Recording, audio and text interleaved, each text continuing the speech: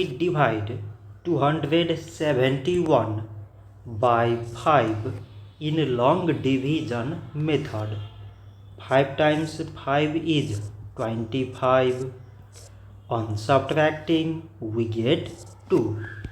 So now we put down this 1 and it is 21. 5 times 4 is 20.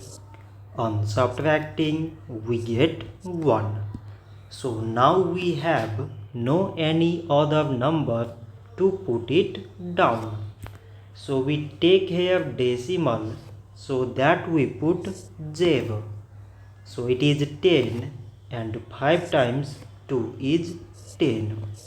On subtracting we get 0. So 271 divided by 5 is 54.2. So this much for today and thanks for watching.